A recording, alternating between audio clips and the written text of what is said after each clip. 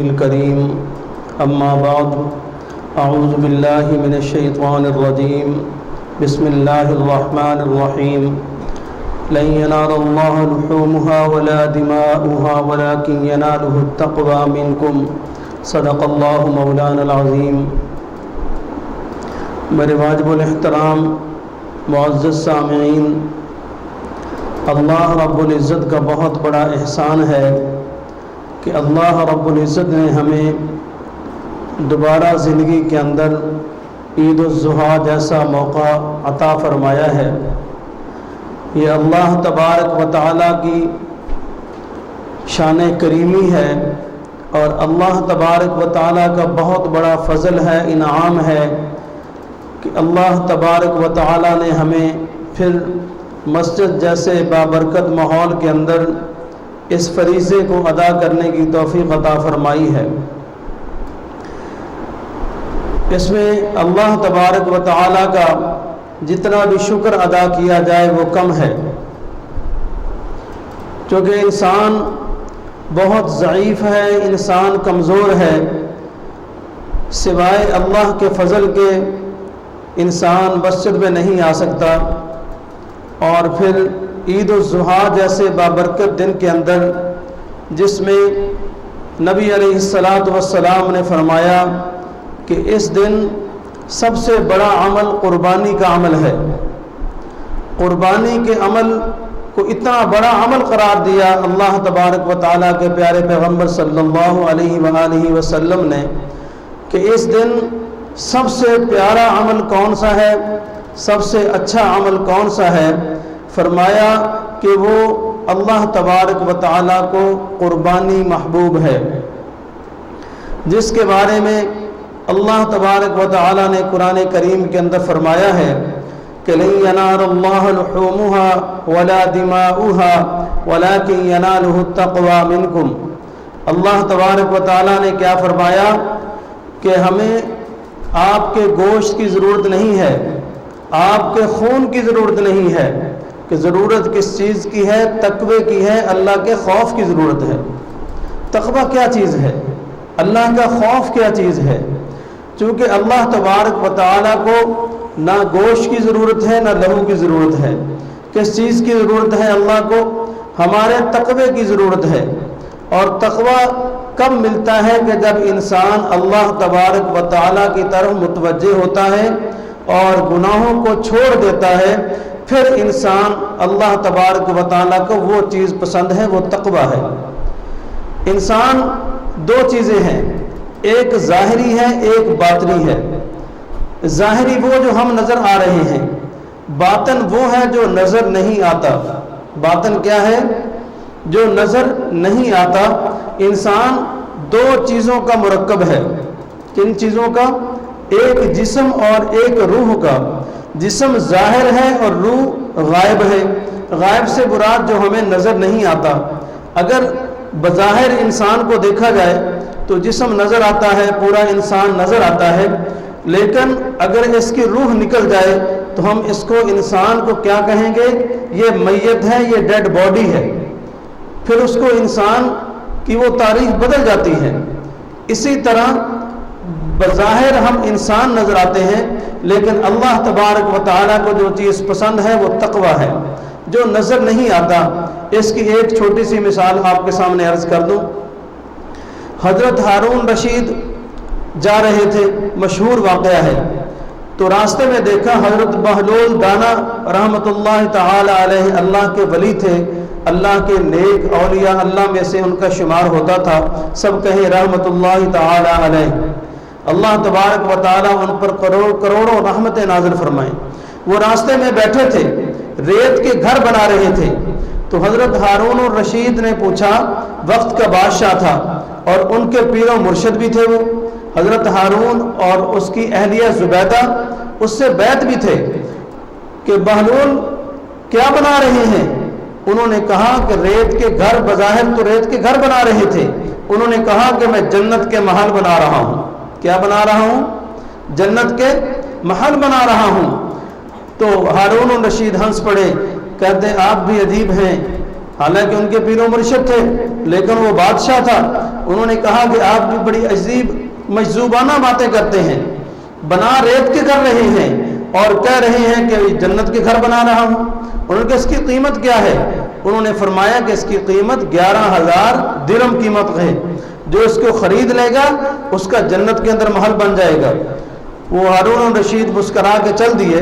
انہوں نے کہا کہ ہمارے پیر بھی عجیب ہیں۔ پیچھے ان کی اہلیہ زبیدہ کی بگی آ رہی تھی، جب وہ گزر گئے تو زبیدہ نے روک کے پوچھا کہ بہلول کیا بنا رہے ہیں؟ انہوں نے فرمایا کہ میں ریت کے گھر، بظاہر تو ریت کے گھر بنا رہے تھے، فرمایا میں جنت میں گھر بنا رہا ہوں۔ محل خریدنا ہے تو انہوں نے پوچھا کہ حضرت کتنے کا ہے؟ انہوں نے کہا 11,000 درہم کا ہے۔ انہوں نے کہا کہ ٹھیک ہے، یہ 11,000 درہم اپنے خادم سے کہا کہ حضرت کو دے دیں، حضرت 11,000 درہم ہے اور میرے لیے دعا کر دیں تاکہ مجھے جنت میں محل مل جائے۔ رات ہو گئی، دونوں سو گئے۔ خواب کے اندر حضرت بہلول نے دیکھا کہ جنت کا منظر دیکھا، بہت بڑا محل ہے، اس محل کے اندر زبیدہ بیٹھی ہے۔ وہ بڑے حیران ہوئے، وہ اندر جانا چاہ رہے تھے لیکن خدام نے منع کر دیا۔ بات کو مختصر کر رہا ہوں کیونکہ وقت نہیں ہے۔ تو اندر جانا چاہ رہے تھے تو خدام نے منع کر دیا۔ جو اس جنت کے دروازے تھے وہاں پر پہرے دار تھے، انہوں نے کہا کہ آپ اس محل میں نہیں جا سکتے۔ انہوں نے کہا کہ یہ میری بیوی ہے۔ انہوں نے کہا بیوی تو آپ کی ہے لیکن آپ اس محل میں داخل نہیں ہو سکتے۔ وہ ساری رات حضرت ہارون الرشید کروٹیں بدلتے رہے، پریشان رہے، اور جب صبح ہوئی تو دوبارہ اسی راستے پر گئے۔ تو حضرت ہارون الرشید جب اس راستے پر گئے تو حضرت بہلول دانا پھر وہی ریت کے گھر بنا رہے تھے۔ انہوں نے پوچھا کہ آپ ریت کے گھر بنا رہے ہیں؟ انہوں نے کہا نہیں، جنت کے گھر بنا رہا ہوں، کوئی ہے خریدار؟ انہوں نے کہا جی میں خریدنا چاہتا ہوں، کیا قیمت ہے؟ تو حضرت بہلول دانا، سب کہیں رحمت اللہ تعالی علیہ، جو اللہ کے نیک بندے تھے، انہوں نے فرمایا کہ اس کی قیمت 11 ارب درہم ہے۔ کتنی؟ 11 ارب درہم۔ ایک دن پہلے بتایا کہ 11,000 درہم ہے، انہوں نے نہیں خریدا اس لیے کہ جنت دیکھی نہیں تھی۔ جب جنت دیکھ لی فرمایا کہ حضرت میں خریدنا چاہتا ہوں، تو فرمایا کہ اس کی قیمت 11 ارب درہم ہے۔ انہوں نے کہا کہ میں اپنی پوری بادشاہت بیچ دوں، پھر بھی 11 ارب درہم نہیں میں اکٹھے کر سکتا۔ انہوں نے کہا کہ ہارون الرشید، جب میں نے تمہیں جنت کا سودا تمہارے ساتھ کر رہا تھا وہ بغیر دیکھے تھا، دیکھنے کے بعد جنت پھر اتنی قیمت میں ملتی ہے۔ تو اللہ نے کیا فرمایا کہ لن ینال اللہ لحومها ولا دماؤها ولكن يناله التقوى منکم، کہ مجھے تمہارے گوشت کی، خون کی ضرورت نہیں ہے بلکہ تقوی کی ضرورت ہے، تمہارے خوف کی ضرورت ہے۔ جو تم مجھ سے ڈرو، تقوی اختیار کرو۔ تقوی تب ہوتا ہے جب بغیر دیکھے جنت کو خریدا جائے۔ اگر دیکھ کے خریدی تو کیا خریدا، پھر اس جنت کا کوئی فائدہ نہیں ہے۔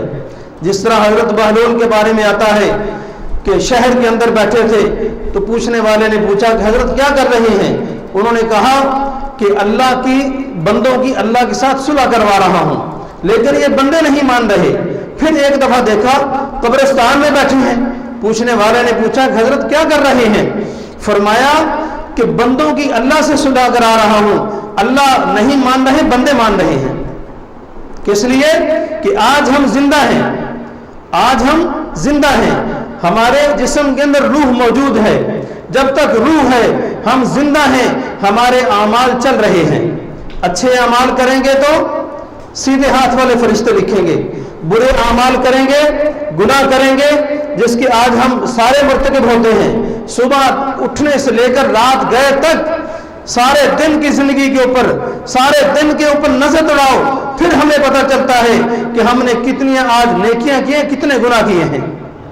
تو میرے بھائیوں، یہ نامہ اعمال چلتے ہیں۔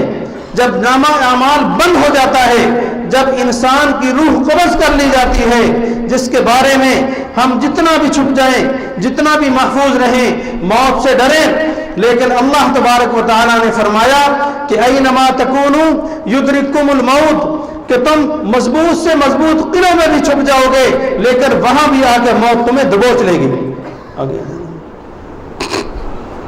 موت تمہیں دبوچ لے گی۔ تو میرے بھائیوں جب موت دبوچ لیتی ہے، حضرت اسرائیل علیہ السلام سے ملاقات ہو جاتی ہے، پھر انسان کی روح پرواز کر جاتی ہے، پھر اس کا نامہ اعمال بند ہو جاتا ہے۔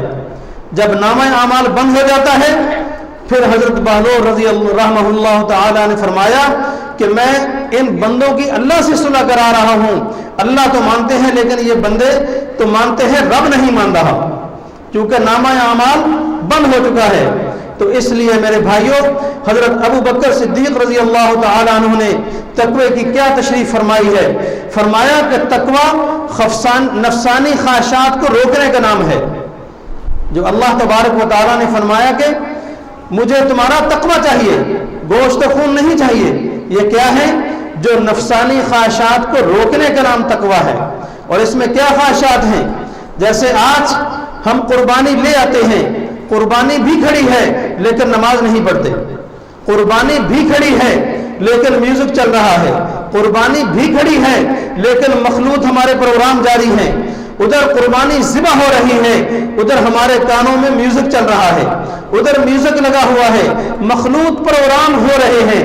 میرے بھائیوں قربانی کا مطلب یہ نہیں ہے کہ ہم نے بڑا خوبصورت جانور لے آئے اور مہنگا ترین جانور لے آئے، اس کو پورے محلے میں پھرا لیا، پورے گلی میں پھرا لیا، اس کی تصویریں کھینچ کر مختلف جگہ پر بھیج دی، پوسٹ کر دی، یہ مطلب نہیں ہے۔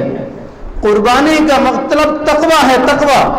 اگر ہم تقوی اختیار نہیں کریں گے، نماز نہیں پڑھیں گے، تو میرے بھائیوں شاید یہ قربانی ہماری قبول نہ ہو، چونکہ یہ سنت ابراہیمی ہے۔ جب حضرت ابراہیم علیہ السلام نے اپنے بیٹے اسماعیل علیہ السلام کو ارشاد فرمایا کہ بیٹے اللہ نے حکم دیا ہے، تو بیٹے نے کیا جواب دیا کہ ابا دیر نہ کرو، ستجدنی انشاءاللہ من الصابرین، کہ مجھے انشاءاللہ آپ صابر پائیں گے۔ ایک پیغمبر ذبح کر رہا ہے، دوسرا پیغمبر ذبح ہونے کے لیے تیار ہے۔ یہ کیا تھا؟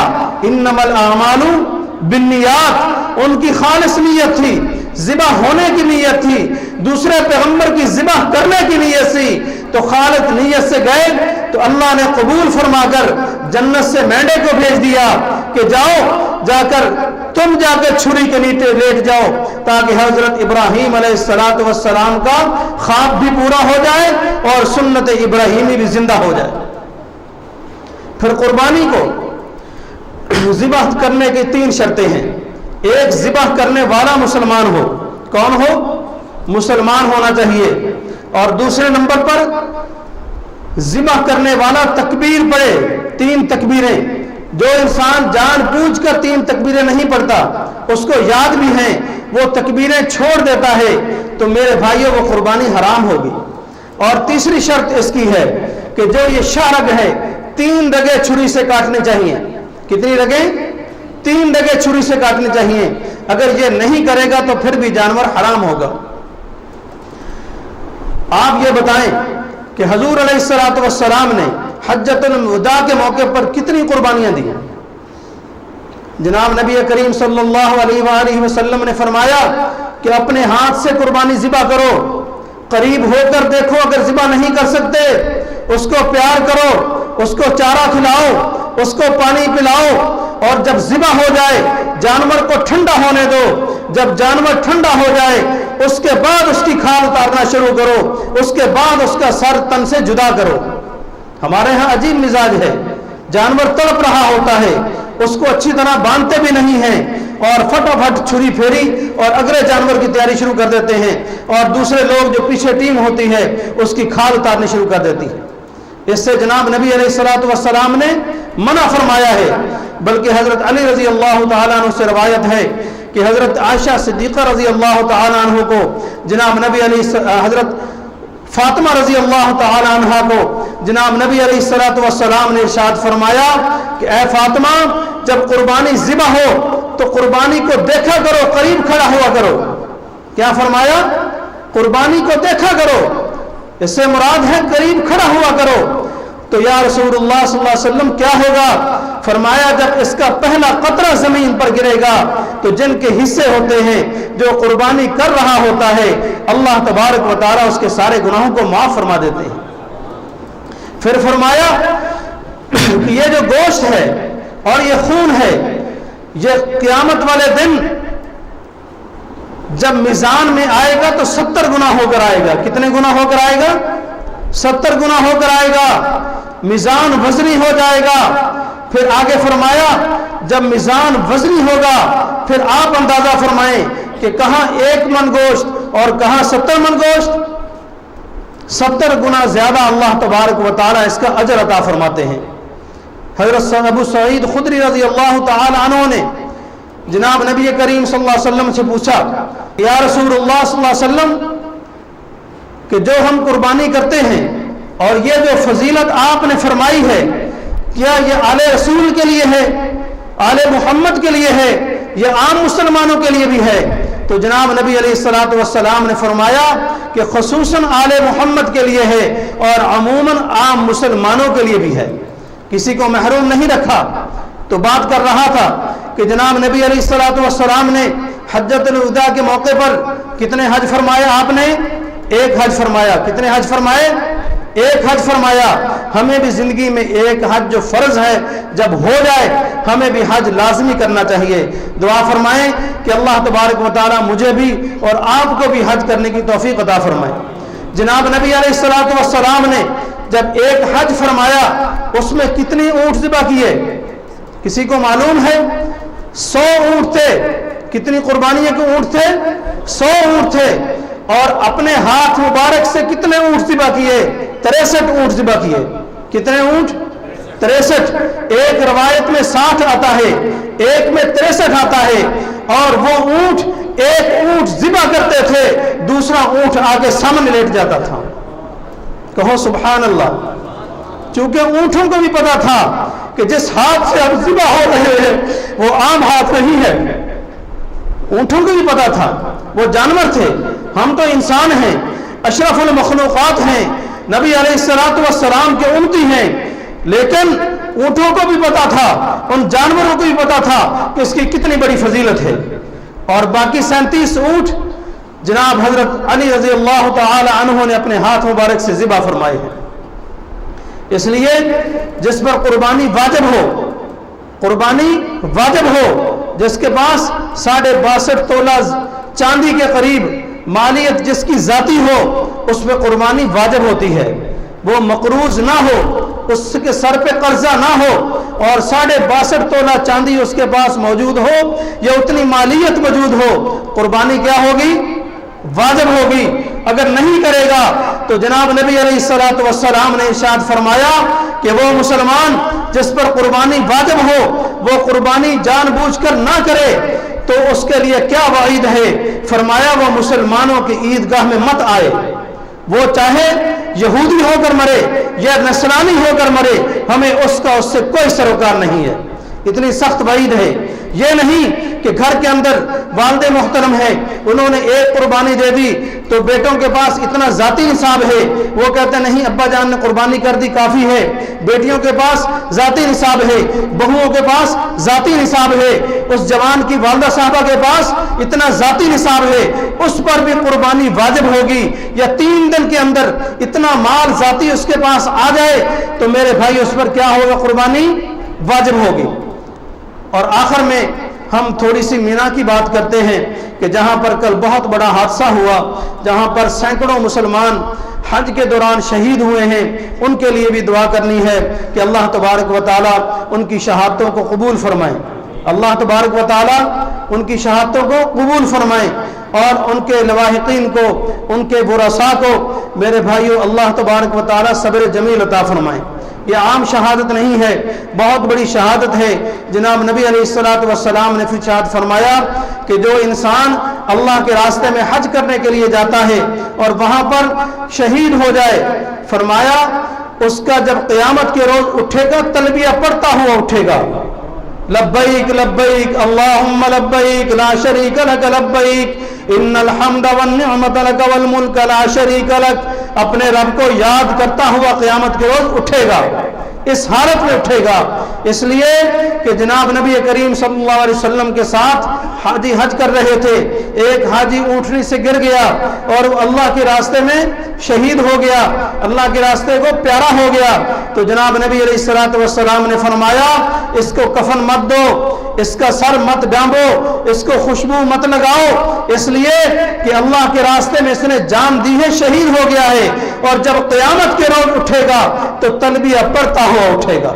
یہ مت کہو کہ ان پر اللہ کا عذاب آیا ہے یا کوئی اور معاملہ ہے، اپنے گریبان میں جھانکو کہ ہم کتنے گناہگار ہیں، کتنے سیاکار ہیں یا کتنے نیکوکار ہیں۔ وہ اللہ کے راستے میں مینا کے اندر شہید ہوئے ہیں اور 2 کپڑوں کے اندر شہید ہوئے ہیں، دیوانہ وار وہ اللہ کے عاشق تھے، اپنے رب سے باتیں کرتے ہوئے شہید ہوئے ہیں۔ دعا فرماؤ کہ اللہ بھی ہمیں شہادت کی نعمت سے نواز دے، اور دعا کیا کرو کہ اللہم ارزقنی شہادتا فی سبیلک، آگے وجعل موتی فی بلد حبیبک۔ میں اسی پر اکتفا کرتا ہوں اور اللہ سے دعا کرتا ہوں کہ یا اللہ جو کچھ میں نے باتیں کہیں اس پر مجھے اور آپ کو عمل کرنے کی توفیق عطا فرما۔ وآخر دعوانا الحمدللہ رب العالمین۔